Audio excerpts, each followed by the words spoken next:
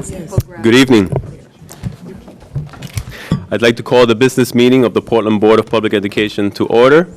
It is Tuesday, October 15th, 2019. The Portland Board of Public Education is meeting at Casco Bay High School in the Great Space. May I please ask the superintendent to call the roll? Yes, Mr. Chair. Mr. Atkinson? Here. Mr. Balfont? Here. Ms. Bondo? Présente. Ms. Figdor?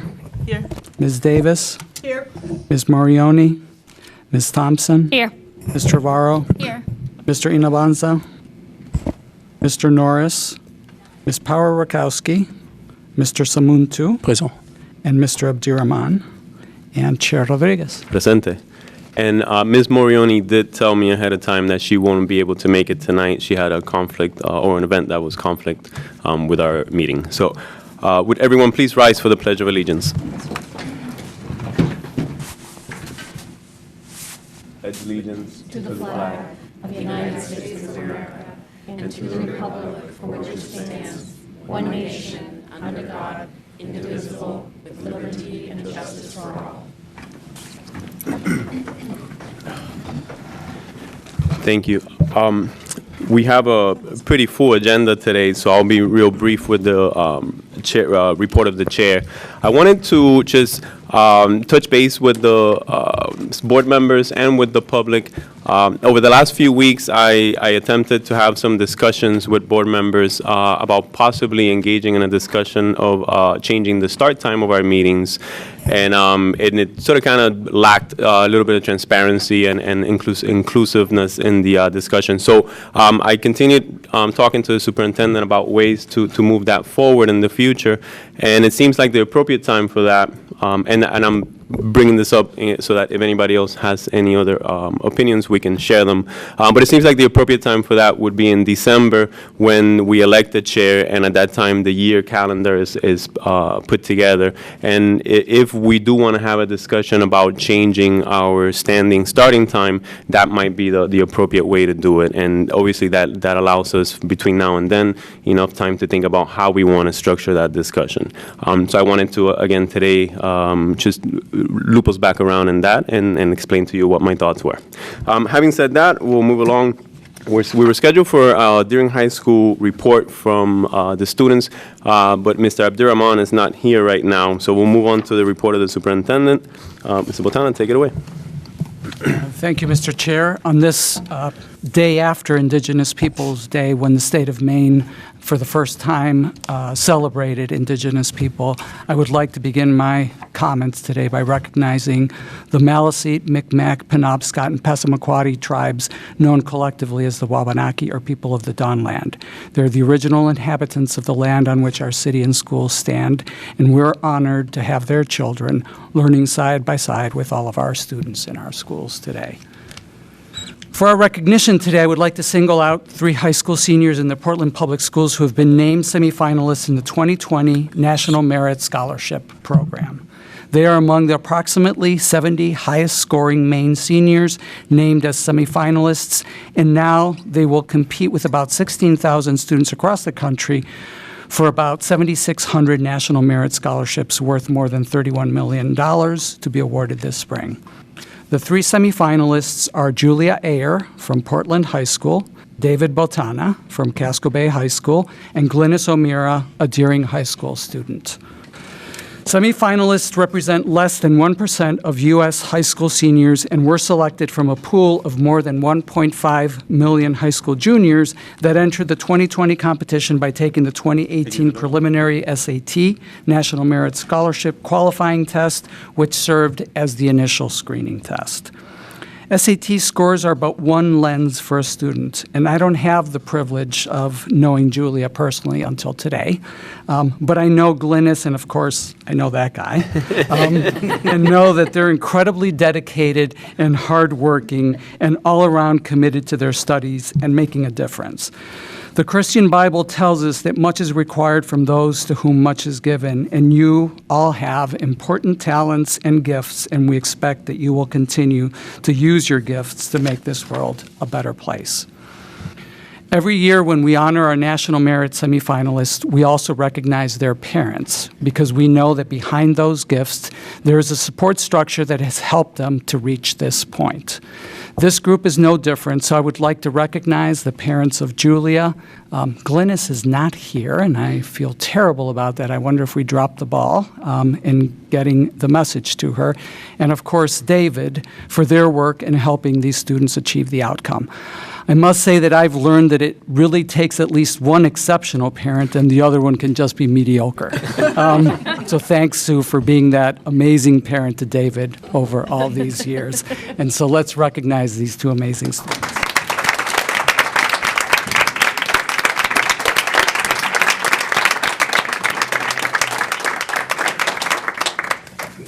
You're not half bad, Wait. Wait. Thank you.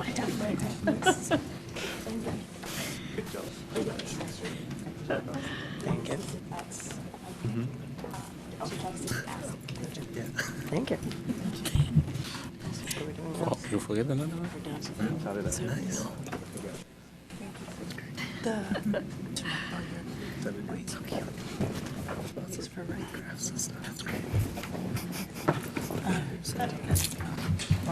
This October, we also celebrate and honor principals across the country.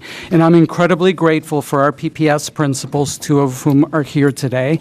They are the most talented, most hardworking, and committed school leaders I've ever worked with, and I'm honored and humbled to work with them. Our district, our city, and above all, our children are lucky to have you at the helm. I'll also take this opportunity to recognize our school custodians.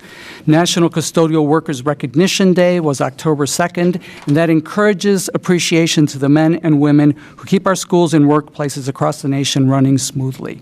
Custodial workers operate behind the scenes and are often underappreciated for the hard work that they do day after day. These are the people keeping schools, hospitals, office buildings, museums, churches, and other buildings clean as well. We're grateful to our Portland Public Schools custodial workers for their dedication and their hard work. October is Bullying Prevention Month. One of the policies up for revision that will be discussed during tonight's workshop is our harassment and bullying policy. While this is the month that we recognize the importance of preventing bullying in our schools, this is an ongoing challenge for educators, parents, and students every day. I urge all of us to redouble our efforts to make our schools welcoming, safe, and free of harassment and fear this October and every day. We cannot be proud of our work until all of our students can come to school every day free from the worry, the pain, and the stigma associated with bullying and harassment. I would like to congratulate the following schools for achieving the 2019 Let's Go Smarter Lunchroom recognition: Lincoln Middle School, Presumpscot, East End, Lyseth, Rowe, Reike, King Middle School, Lyman Moore Middle School, Deering High School, and Portland High School. I would also additionally like to recognize Longfellow and Ocean Avenue schools for being named Let's Go sites. Ocean Avenue has gotten that recognition for the second consecutive year. Let's Go is a program of the Barbara Bush's Children's Hospital at Maine Medical Center, and it recognizes those who are working hard to support healthy behaviors in the places where children learn, play, and grow. Schools are recognized when they are implementing Let's Go environmental and policy strategies that support healthy eating and active living. School cafeterias are recognized when they're implementing best practices that reduce waste, increase participation, and make changes that help nudge students to make healthier choices. We're proud of the work that's happening in the Portland schools in these areas, and we're grateful to Let's Go for recognizing our schools and food service staff for their progress. This recognition follows along with recognition that our food service program has received in local and national media for their work to implement a daily hot vegan option in our elementary school lunch program. This, as many of you know, is the result of advocacy from our community and partners under the Food Fuels Learning Initiative. That always tangles up in my tongue. This time of year, our attention turns to the district's free and reduced lunch counts and the students who are about to lose free lunch status as a result of not having turned in their forms. Our school staff is working hard to ensure that every family that is eligible is re-enrolled, but we recognize that in the current climate of fear of the consequences for accessing government services, that some families are opting for not turning in their forms. Portland Public Schools does not deny any student access to school lunches regardless of their ability to pay. So we always welcome members of the community that help to offset unpaid lunch debt. We have a fund set up in our Foundation for Portland Public Schools for this purpose, and we ask our community for their generosity in helping us to eliminate the unpaid meal debt. I'm happy to report that Portland Public Schools has joined with a consortium of many large organizations, including the city and, of course, the school department, the University of Maine system, LL Bean, Bowdoin College, New Balance, and many other companies in an RFP that was sent out by Competitive Energy Services seeking interest from developers to create a solar energy consortium. To give you an idea, the city's school district share of the total of this consortium is approximately 12%, and that would cover about 70 to 80% of the combined energy needs of the Portland Public Schools and the City of Portland. Competitive Energy Services hopes this aggregated load will attract very competitive bids and that we can all benefit by being early participants in the market. The timeline is pretty aggressive. The RFP was issued in September, and the expected contract execution will be this spring. This will be an important outcome of the leadership and advocacy of Solarize, our student-led effort, and I'll continue to keep you updated on this work. I'd also like to update you on the status of our efforts to obtain a waiver of the state-required design bid build procurement process for our 3 remaining buildings for our future schools. Our attorneys, staff, and district advisory building committee representatives met with the Department of Education Commissioner Pender Macon and Department of Administrative and Financial Services Commissioner Kristen Figueroa recently to discuss the waiver request. We have some follow-up items that we're currently discussing and remain hopeful that we will have a positive outcome that would allow us to significantly expedite and leverage our construction requirements for a better outcome. And again, I'll keep you updated on our progress. I'd like to discuss the next steps from our conversation about the high school selection process at the last board meeting. My general sense, based on our conversation, is that the board as a body has less interest in the more disruptive options discussed, such as geographic boundaries or a single lottery where applicants would get their first, second, and third choice depending on demand. However, my sense is that there is less concern about the less disruptive options of changing the timeline and the process for decision-making. Thus, I'm continuing to engage with staff at our schools about these options, and they're less disruptive in that they would continue our current system of choice, but would allow us to manage against unexpected dramatic changes like the one that we experienced this past year.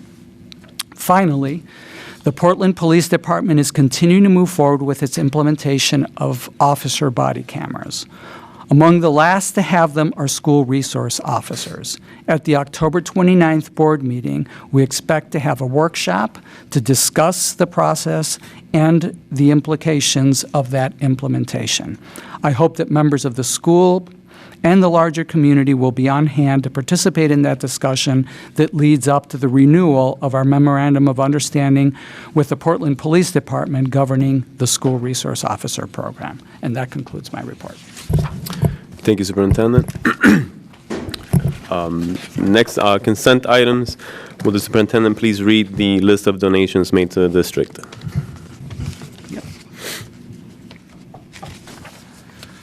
Under Board Policy KCD, the school board accepts by unanimous consent contributions made to the school district. As required by that policy, all of the donations are listed in the board agenda under this item. Our practice is for each donor to receive a written contribution acknowledgement expressing our heartfelt gratitude as well as for their tax purposes. I would like to thank the many generous contributors to the Portland Public Schools who have made donations of durable goods, goods of substantial value and historical or commemorative significance. And the contributors, the beneficiaries and contributors are Riverton Elementary School received stackable stools for student use from Robin McKeeman of Gorham. Let me just make sure that I have the most updated list. Ocean Avenue Elementary School received school supplies and backpacks from Aston Gardens of Portland. Casco Bay High School received a donation to purchase an HB ProBook 450 with docking station for the Maine Office Administrative Secretary from Sarah Compton of Portland. Peaks Island Elementary School received a donation to purchase tissues from Lisa Lynch of Peaks Island. Peaks Island also received a donation in memory of A.J. Alvis, a longtime island resident, from the Peaks Island Road Race. The Breathe program received assorted snacks from Veryl Dana and Memic Group of Portland. Reiki Elementary School received the following donations: supplies for teachers and students from the Atria Senior Living Center of Scarborough, school supplies and backpacks from Maine Nephrology Associates, also of Portland, and backpacks and supply from the National Council of Jewish Women of Falmouth. And finally, Portland High School received the following donations: a drum set from Stephanie Lull, a handcrafted steel pan and 6 bass from Waynfleet School of Portland, and a Yamaha tenor saxophone from Philip Morse of Portland.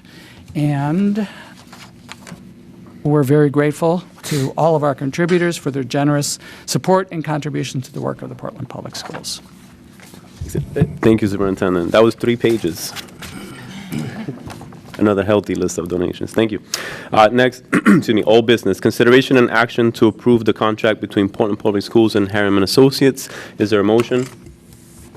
Ms. Figdor, second, Mr. Balfans. The superintendent, please speak to the motion. Yes, as part of the Buildings for Our Future bond, our four PPS elementary schools are being renovated. In August, as you'll recall, the board ratified the selection of an architect and engineering firm, Herriman and Associates, to design and develop construction documents for the remaining 3 schools. Over the past 2 months, staff, with the assistance of legal counsel, have worked with Herriman Associates to develop a contract that enshrines the expectations of both parties, including the financials associated with the project, which are consistent with the State of Maine Bureau of Real Estate Management and the Bureau of Business Management guidelines. Steve Stilfen, our facilities director, is here to answer any specific questions that you might have about the contract, but otherwise this was, as you know, up for first read at the previous meeting, and we'd ask for your approval. Thank you, Superintendent. Are there any questions on the motion? Seeing none, excuse me. Is there any, I'm sorry. Is there any public comment on the motion? Seeing none. Any board discussion? None. I will put it to the vote. All those in favor of approving the contract between Portland Public Schools and Herriman Associates, please indicate. And that's unanimous, with the students voting in favor as well. Thank you. Next, we're consideration and action to recommend the FY21 Capital Improvement Plan project list and the 5-year Capital Improvement Plan to the City Council. Is there a motion? Ms. Davis, second by Ms. Trevorrow. Would the superintendent please speak to this motion? Yes, Mr. Chair. Every year, the Portland City Council approves a capital improvement program, a CIP plan. The plan includes the school district CIP request. Generally, the request is developed by staff, reviewed and approved by the Portland Board of Public Education's Operation Committee prior to submission to the full board for action. That has been the case with this request before you today. We're asking you to approve the District 2021 CIP request after it has been through the Operations Committee on 2 occasions and a workshop with the full board at our last meeting. For the 2020 CIP plan, the city is restricting the total city CIP to only $10 million. Each department has been directed to limit their share to the debt that they will be retiring this year. The city's finance director has allocated $2 million to the Portland Public Schools, which, as you know, is down from approximately $3.5 million last year. As you already know, we submitted school revolving renovation fund requests to the Maine Department of Education, and you approved those at your last meeting. If we're successful in receiving all of those awards, it will allow us to exceed the $2 million target by the 30% for a given amount, so roughly $600,000 over and above. We submitted 6 school revolving loan renovation fund applications to MDOE by the September 30th deadline, and they are currently being reviewed and evaluated by MDOE staff. The revised school revolving renovation fund total request, adjusted as noted at the September 24th, 2019 board workshop and shared with the Operations Committee at its last meeting, was $1.8 million. If fully successful, we could pursue an additional $567,354 in CIP funding. However, since there's no guarantee of state funding, the Operations Committee agreed to our recommendation that we cover any eventuality by submitting up to $2 million in projects to the city for the 2021 CIP consideration. This was reviewed at the last board meeting during the workshop. To develop the proposed CIP, staff reviewed the 2021 CIP from our 5-year plan, which, as you know, includes any rollovers from previous years.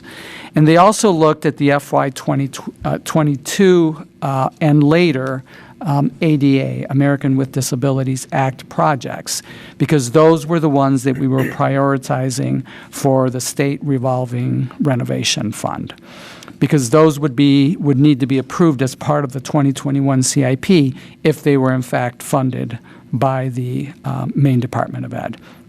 So the result is a plan totaling just over $4.6 million built around 5 packages. The first package is the one that includes all those ADA projects that were submitted to the state for the revolving loan fund.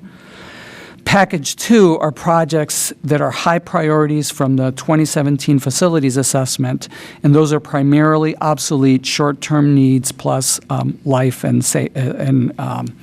safety and health items. Package 3 is the second phase of security enhancements, and so that includes the installation of card readers.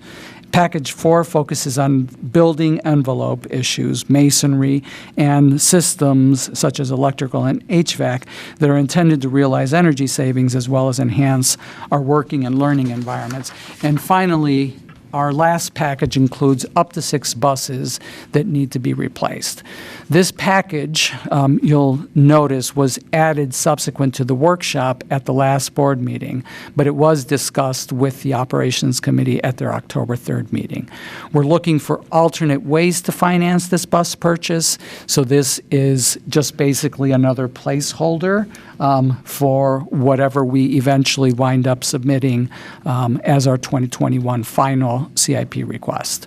As I noted, the bus aspect of that was added after the last workshop, but it was reviewed and unanimously approved by the Operations Committee at the October 3rd meeting.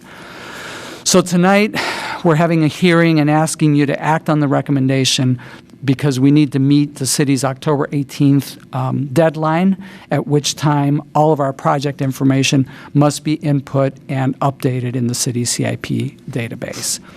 Per the city's CIP timeline, the city manager will review each department's project in depth in November and December, with a finance committee review targeted for January and February, and city council action anticipated in March 2020. So just to remind you, our submission to the MDOE, we should also be hearing in December, January timeframe, so we'll be in a position at that point to be able to refine our review and have that be what the city manager advances to the city council. As we're obviously cognizant that the city has asked us that we limit ourselves to $2 million in new borrowing, so we're prepared to make adjustments to the total request between now and the council's final approval to conform to those expectations, and we have communicated this plan to city staff, so we are all on the same page. So that's it. Thank you, Superintendent. Are there any questions on the motion? Seeing none, any public comment on the motion? Seeing none, any board discussion? Ms. Victor?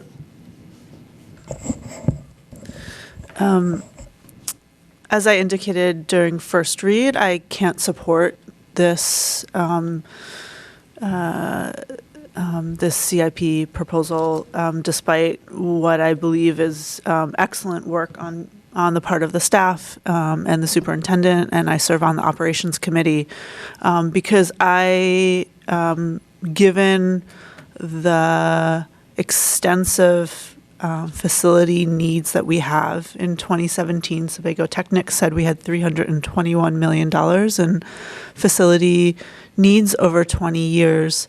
And yet every year, the schools are getting less and less in terms of our CIP allocation.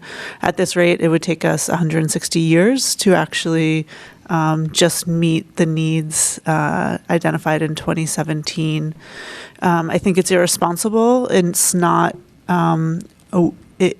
It will lead to more costs in the future as we defer maintenance.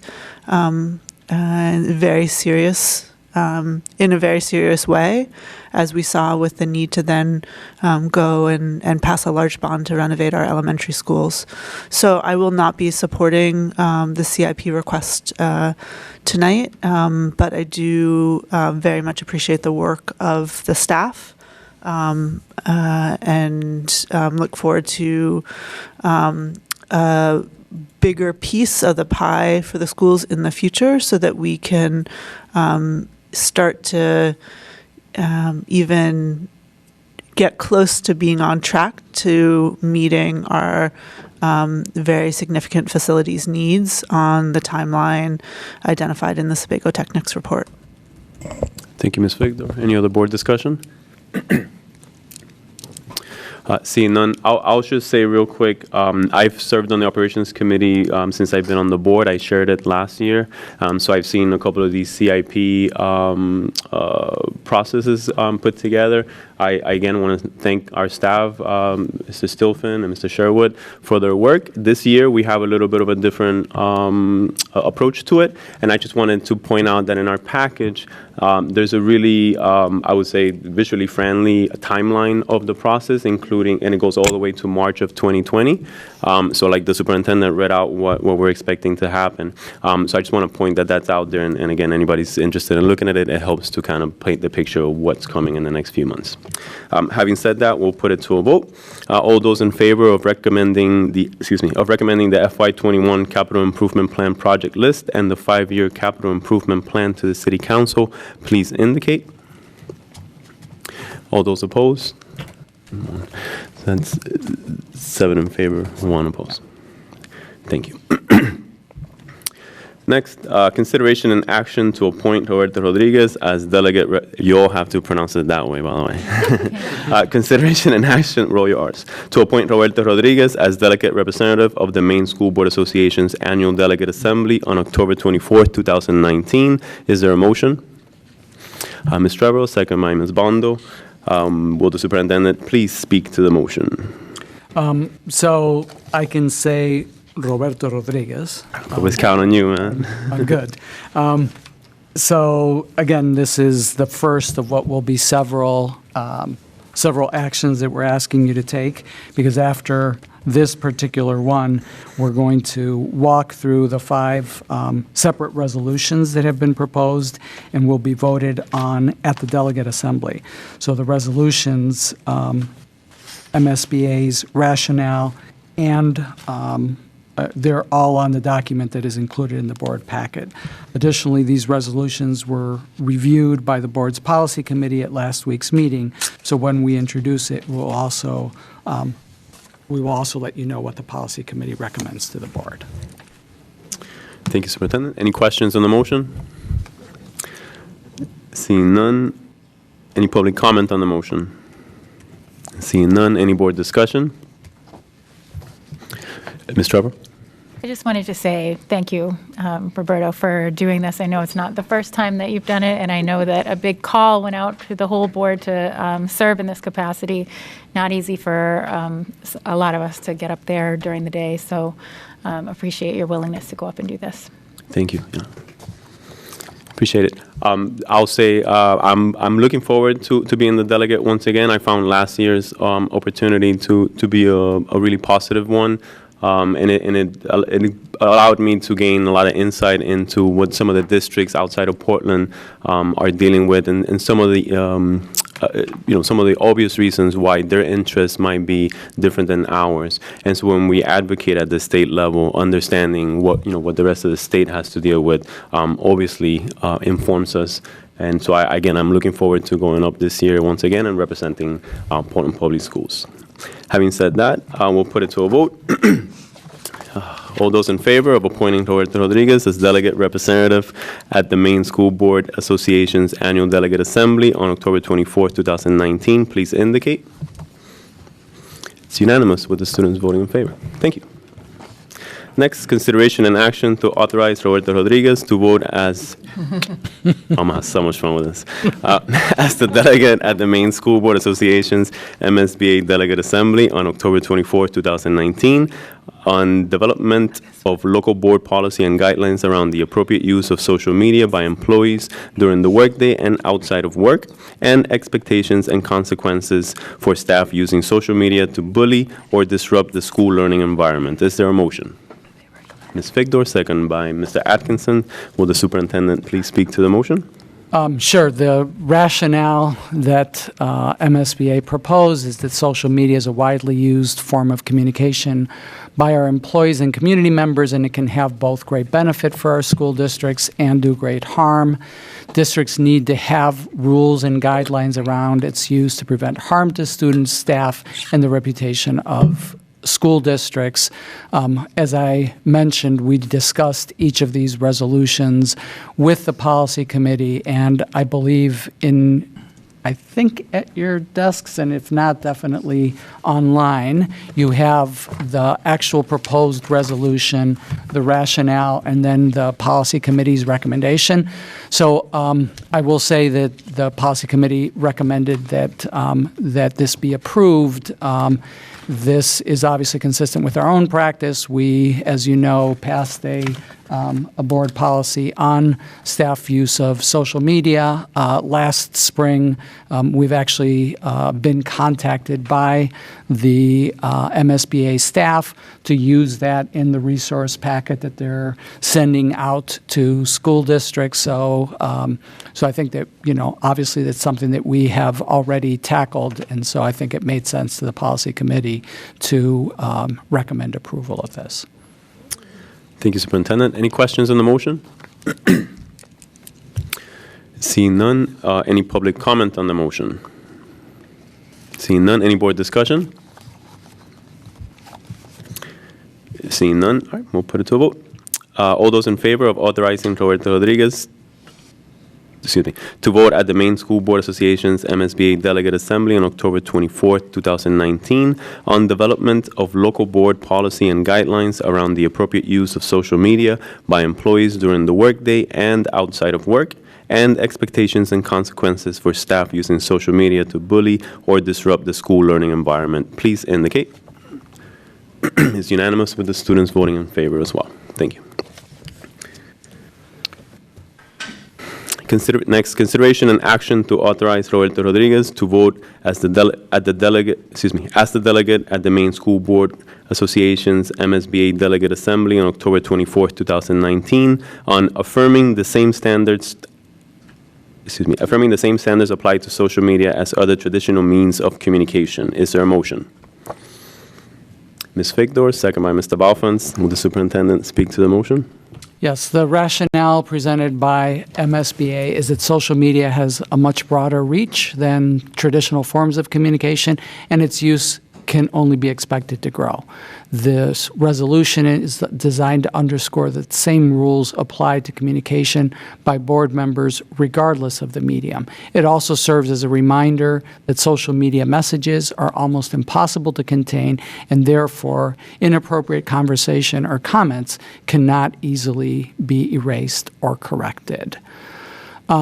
The policy committee had a robust discussion about that. I would characterize it as, I don't think anybody on the committee felt that there was anything specifically problematic with the resolution as it's presented, but their recommendation was to not approve that because our current board Code of Ethics policy BCA, covers these issues at more depth already, and so it would be duplicative and therefore unnecessary.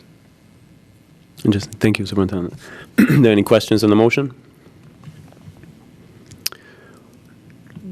Seeing none, any public comment on the motion? Seeing none, any board discussion? Ms. Victor and then Mr. Atkinson. I just wanted to comment on both these resolutions, this and the prior one on social media. It is important to not just see social media use in a negative light, but also the opportunity that use of social media enables us to communicate with students and families and people all across the city in a way that otherwise we might not be able to, and to enable those students and families and folks all across the city to communicate with us. So I don't have anything more specific, just recognizing the positive aspects of social media that may not be recognized in the verbiage that's used by the MSBA. Thank you. Mr. Atkinson. As a member of the policy committee, I just wanted to mention that I am going to vote that we approve this as a board. I agree that it's largely duplicative of our code of ethics, but I think that it's actually really important that we are clear and that board members across the state are clear that the same standards apply to social media communications as to other forms of communication. And particularly for me, I think the using caution about inadvertently revealing confidential information is extremely important.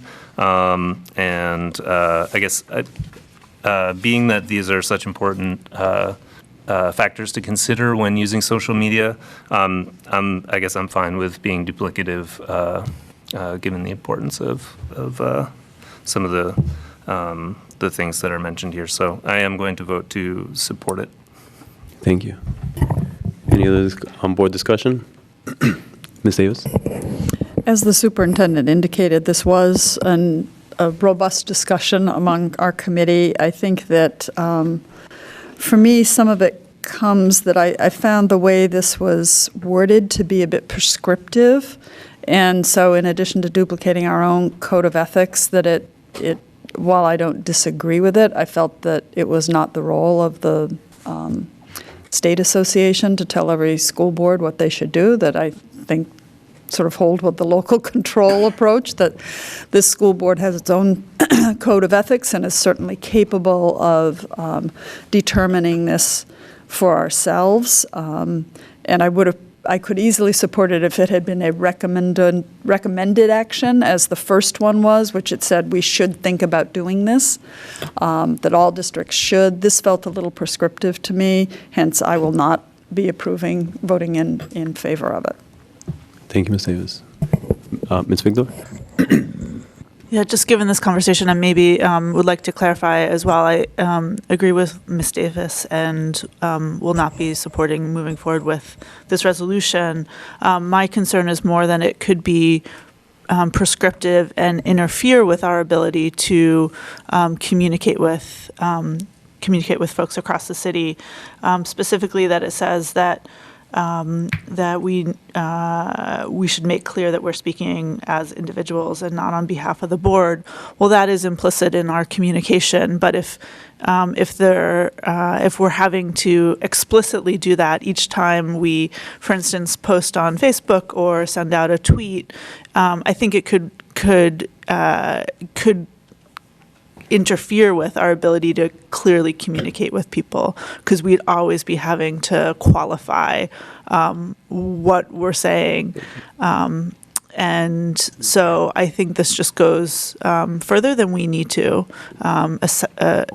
especially specifically because we have our code of ethics. Just wanted to pull that out from the conversation that we had at the policy committee. Thank you, Ms. Victor. What do you think? So I want to plant a flag on the discussion and just discuss the wording of the motion, because if we should vote that the delegate that I will be voting against this at the assembly, then the wording of our motion might not indicate that very clearly. So maybe we can have someone offer an amendment that says, does that make sense what I'm saying? Because the way that it's worded right now doesn't necessarily say. It might just be as simple as saying vote against the resolution. Does that make sense? The thing that can happen up there is that things can get changed. So I think to some extent, we can't exactly prescribe, we're sending you as our delegate, but I think that you go with the sense that unless, if they shifted it in some way that you felt the majority of the board would have gone with, I think you have sort of our permission to do that, but that we're sort of giving you that guidance because it can shift up there in terms of discussion. But at least you will go with our ideas about it. So it's sort of like as written, we're probably going to vote for or against it. You can take that and. Yeah. So I think I agree with that. I guess what the superintendent brought up, that if we vote this down, you would not be allowing me to vote, whether it be in favor of the resolution or not. So allowing me to vote would mean we pass this resolution, but then I take the spirit of the discussion, which is that we would not be supporting this at that time. So we would be saying that this is not something the Portland Public Schools is interested in supporting at the state level. But on that note, then it does make sense to have some form of straw poll or something with the board, just so that you're going with that information. Because, 3 board members have spoken, 2 have said, this is the discussion that we had in the policy committee. So 2 have said that they would vote against this resolution in its current state, and 1 has said that they would vote for. So I think for you to be informed by that, having some form of, either comments from all of the board members or, a straw poll of some kind would probably. Yeah, I think be so. helpful. If I'm comfortable just kind of giving, if everyone else minds just chiming in, even if it's just a short little blurb, maybe we can use that as the direction you give me, and unless we feel like an actual straw poll right now would be appropriate. Does anybody else have any comments? Ms. Trevor? So I appreciate the sentiment behind this, and I think that these are all good practices that we should be engaging in as school board members when we communicate through social media. I guess my concern, and I agree with the point that Ms. Figdor raised about, having to identify yourself as an individual, and whether it's enough that a personal Facebook account or Twitter account alone would imply that you were speaking as an individual. But I can think of, just from experience, I could easily imagine board members having differing opinions on a pretty, hot button issue.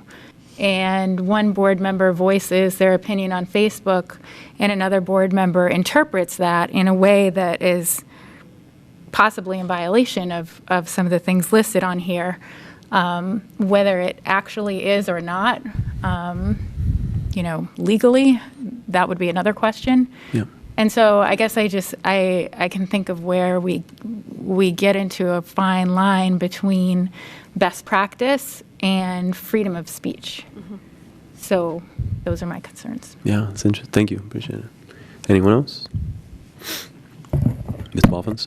Yes, I'd follow Member Atkinson's thoughts on just going through his rationale about bringing it out, and I think defining it a little more. I agree with him, and so I would follow his lead and support it. Thank you. Ms. Thompson, do you have anything to add? I'm sorry. That's fine. If you I'm don't staying have. quiet, but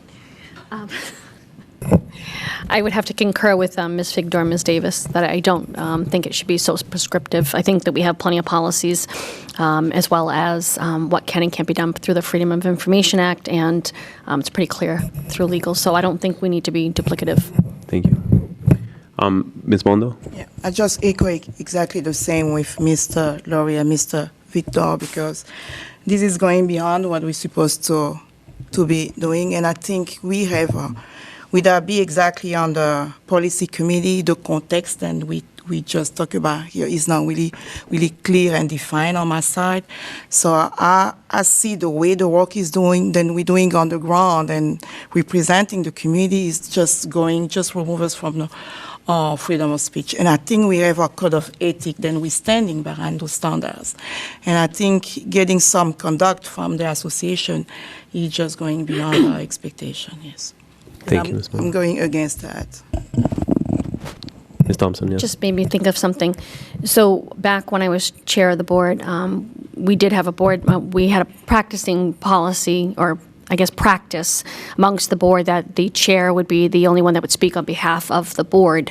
And we did have some board members challenge that. And I did talk with legal at that time. And to your point, people have the freedom of information. They can freedom of speech. Yeah. So they don't have to follow that. They can talk to the press. They can, as an individual, and they just need to make sure that they do state that. So there were postings on Facebook and things of that nature, but again, the person has to identify as an individual.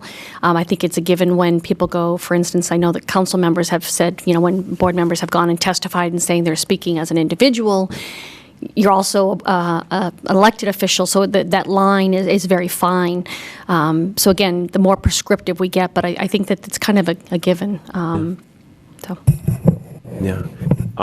I can picture how good the conversation and discussion must have been at the policy committee, and I wish I'd have been there. I'm inclined to not support this for the same reasons that were brought up. I think having local control over some of these matters, there's great value there, and the precedent that we set is also something that we should consider when we start, having prescriptive measures like this from the state. So I'm inclined to not support something like this. Having said that, I want to remind us that the way that the motion is worded, if we pass it, you're allowing me to vote, but it seems like Informed by this conversation. exactly. There you go. If there were changes and so on that, pushed it in a different direction, right. And what I'd like to do is, and we did this last time as well, ahead of the assembly, we put together a document with each of the resolutions and kind of like a little blurb of the general idea of the sentiments that I wanted to express. So I will be sure to create that maybe and share it with the board so that you guys have an idea of the consensus that we gathered from the discussion. Ms. Thompson? I was wondering if we don't vote on up or down for this particular one, and then also secondary, give you the leeway should this change, because the way it's worded now is the actual resolution. So I think we need to vote on it up or down as worded, and then decide whether we give you the leeway if it does change, but not to take a straw poll, because it's an actual resolution the way it stands now, and either we support it or we don't support it the way it's worded, Okay. and then to give you direction. So that's what typically the resolutions are for, not for us to do a straw poll. Yeah. But the way that this resolution is actually, not The motion. the resolution, but the motion is written, Yeah. the motion is just authorizing. You're not telling me which way to vote as because much as it's not just to telling- vote. It's not saying which way to vote. Yeah. Which is why I said if we wanted to specifically say to vote against this resolution, we'd want to indicate that in the. This is more like semantics and really just nitpicking the way that it's worded. Yeah. The way we want you to vote. And that's the way I recall it too. So should we amend the motion? If we want to, that's why I brought it up in case you guys thought that the wording was not very clear. Ms. Trevor? I think we should maybe amend the motion, just. To be just clear. to be on this, because Ms. Thompson's right that we always have, Yeah. Yes. Whether we vote as on. an affirmative vote. So I guess I could offer an amendment to change it to vote against the resolution. Okay. So do we have a second for that motion to amend the motion? Sorry, for the amendment. Ms. Thompson, so the motion would read consideration and action to authorize Roberto Rodriguez. I should have had Anna read it. Consideration and action to authorize Roberto Rodriguez to vote against. To vote in opposition as the delegate at the Maine School Board Association's MSBA Delegate Assembly of October 24th, 2019, on affirming the same standards applied to social media as other traditional means of communication. Any questions on the amendment proposed? Seeing none, any public comment? Seeing none, any other board discussion on the amendment? Seeing none, we'll put it to a vote. All those in favor of accepting the amendment proposed by Ms. Trevorrow on the motion, please indicate. It's unanimous with the students voting in favor. So we're back to the main motion. Are we ready for the vote? I think we ran through the questions and public comment. Good. So we'll put it to a vote. All those in favor of authorizing Roberto Rodriguez to vote in opposition as the delegate at the Maine School Board Association's MSBA Delegate Assembly on October 24, 2019, on affirming the same standards applied to social media as other traditional means of communication, please indicate. And that's unanimous with the students voting in favor. Can I just quickly ask who seconded the, okay. Thompson. Sorry, it was not unanimous. Oh, I'm so sorry. Excuse me. All those opposed? Mr. Atkinson and Mr. Boffins. I'm so sorry, guys. I kind of got caught up on the moment. All right. Next, consideration and action to authorize Roberto Rodriguez to vote as the delegate at the Maine School Board Association's MSBA Delegate Assembly on October 24, 2019, on stipulating that legislators and MSBA's own Legislative Review Committee view every legislative proposal affecting public education through the lens of whether or not it is in the best interest of the students they serve. Is there a motion? Ms. Trevorrow, second by Ms. Bondo. Would the superintendent please speak to the motion? I think this one should be easy. The focus of state legislation, this is the rationale offered by MSBA. The focus of state legislation affecting public education should be on the children in our schools, not the adults. This resolution is intended to prompt that discussion prior to the introduction of legislation and also to give legislators a student-centered barometer on the pros and cons of bills coming before them. So the policy committee felt strongly that we should approve this, this resolution. Thank you. Any questions on the motion? Seeing none, any public comment on the motion? Seeing none, any board discussion on the motion? Seeing none, I want to add something, and this is pretty straightforward, and does seem that way. I just want to kind of add a different layer to this particular discussion. That there are often issues and bills that come up that might not seem to directly impact public education, but they do kind of ripple down that way. So I think specifically when we have discussions about opportunity gaps and how many things in our society really affect our children's ability to rise to the top in their education. So I do think that there is a much needed sense of awareness and urgency to include education in all matters at the legislative body, because really everything that we do as a city does affect that opportunity gap.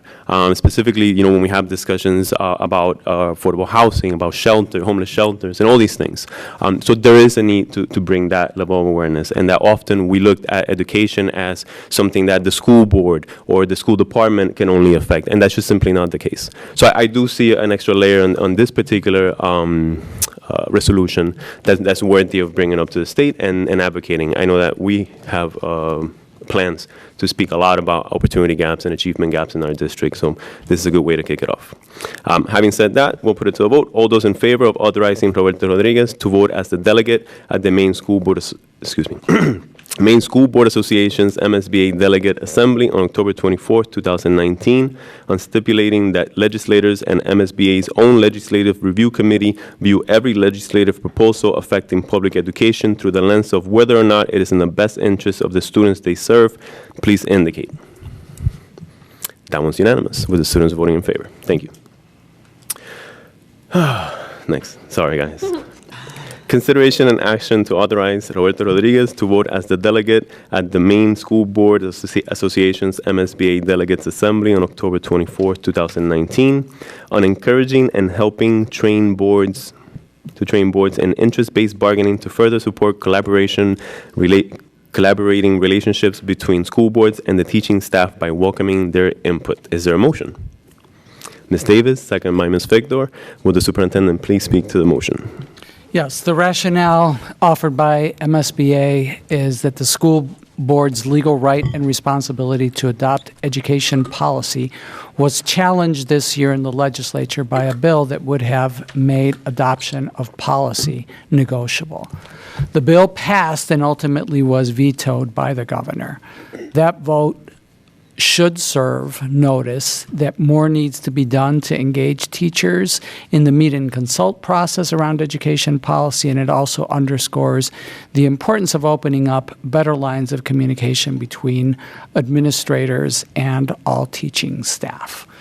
So again, the policy committee recommended that we approve this resolution.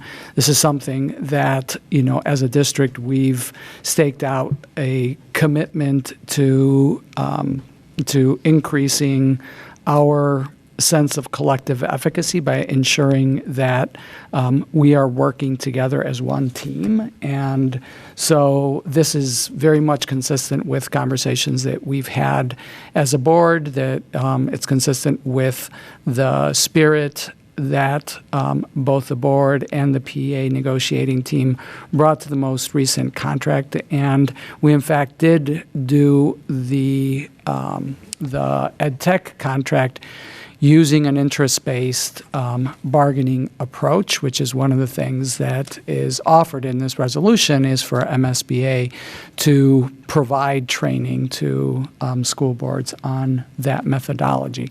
So I think that the policy committee found this to be very consistent with the direction that we are working towards as a district, and recommended that we approve it.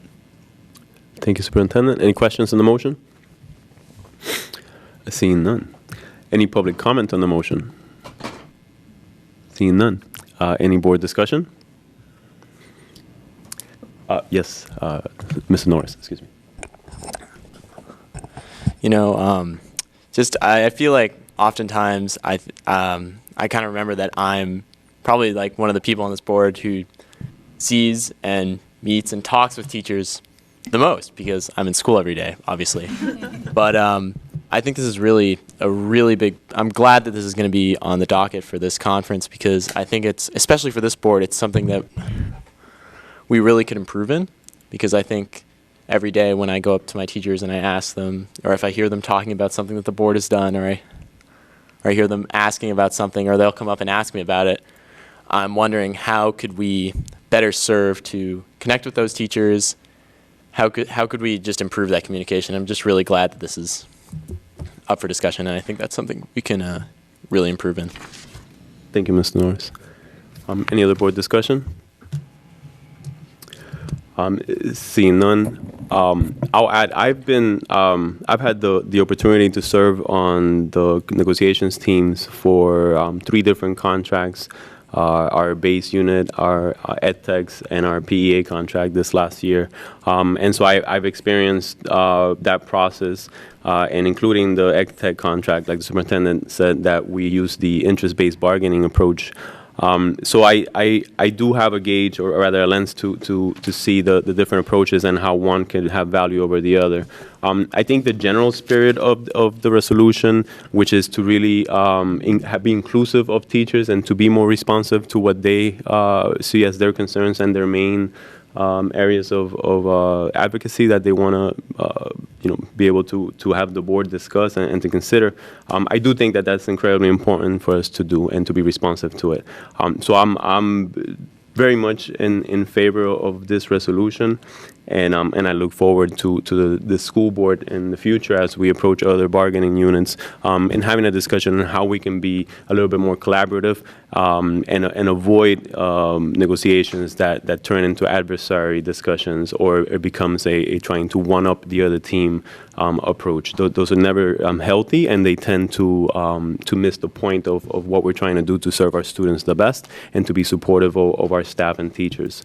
So again, I'm very much, and again, for the points that Mr. Norris brought up, I'm very much in support of this resolution. So having said that, all those in favor of authorizing Roberto Rodriguez to vote as the delegate at the Maine School Boards Association's MSBA Delegate Assembly on October 24, 2019, on encouraging and helping train boards in interest-based bargaining to further support collaborating relationships between school boards and the teaching staff by welcoming their input, please indicate. Excellent. That's unanimous, with the students voting in favor as well.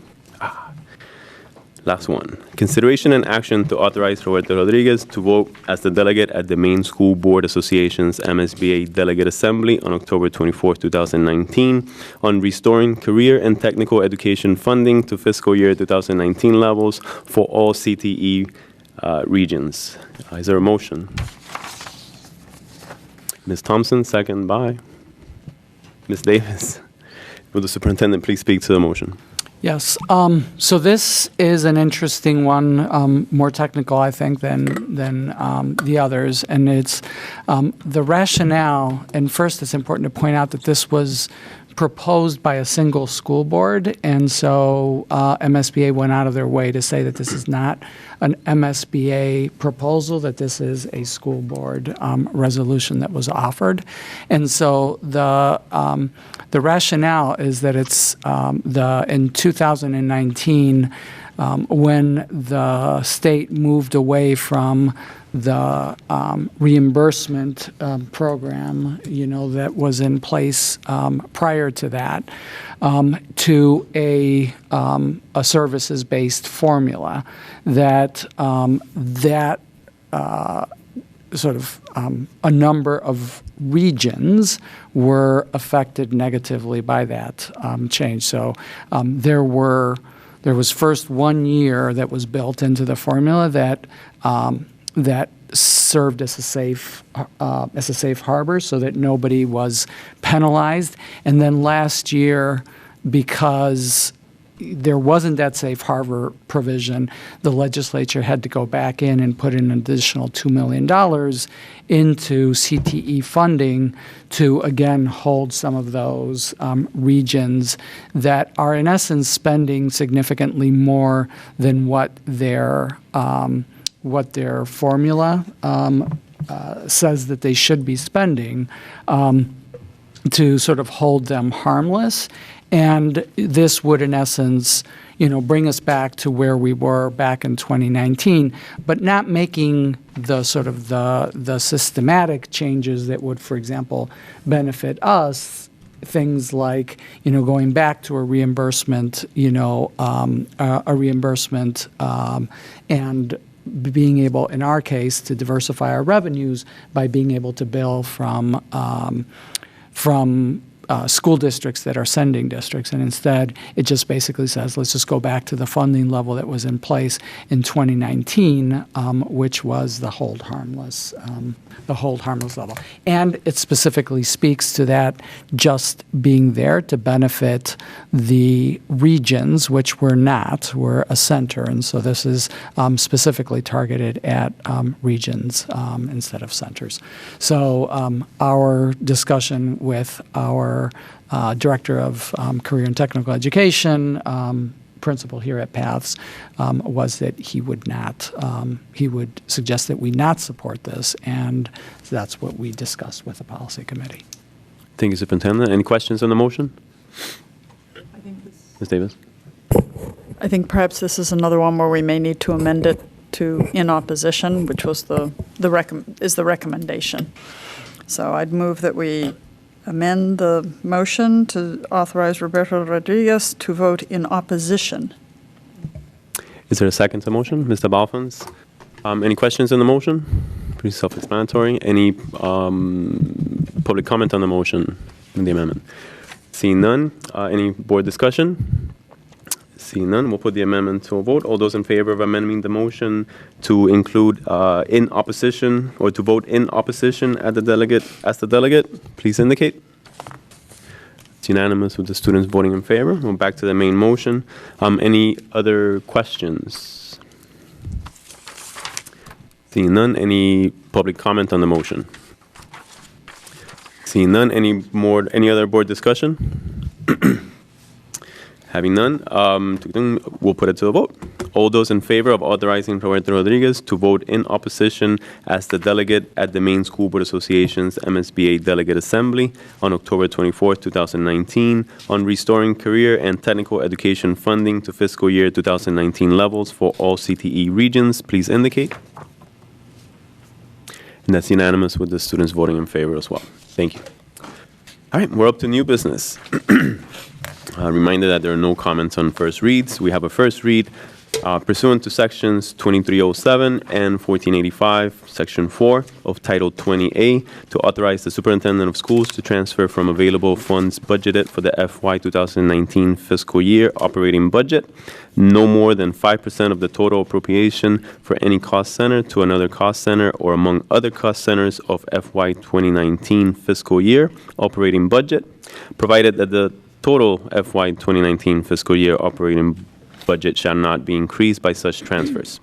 The superintendent shall provide written communication at the time such authority is exercised.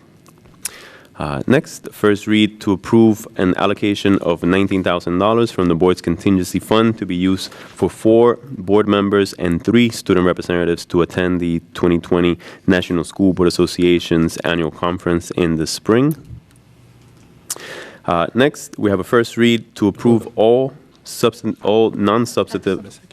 I'm sorry, Axel. It's just for the second. I want to ask the question about why just we choose 3 student representatives we have 4 here. So I think that when we sent out the information for who wanted to attend, I think those are the response that we sent out. But we can probably before it gets on the agenda for next meeting, which is when we will be voting, if you want to add your name to it, we can probably indicate that in the motion at that time so that we do allocate the right amount of money. Okay. So I'll send you an email so that we can get you registered if that's the case, or we can get your name on the list of people that will be registered. Okay. Make sense? Yeah, it makes sense. Next, we have a first read to approve all non-substantive changes to policies recommended for revision by Drummond Woodson in policy books A and B, as outlined in the attached memorandum. And reminder that we're about to have a workshop after we adjourn our meeting tonight on that recommended policy changes. All right, so given that it's before the hour of 10 p.m., it is 8:09. It's 8:09. Is there any public comment on any item not on this evening's agenda? None? Is there a motion to adjourn the business meeting?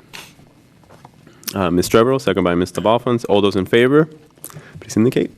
Unanimous with the students voting in favor. We've adjourned at 8:09 p.m. Thank you.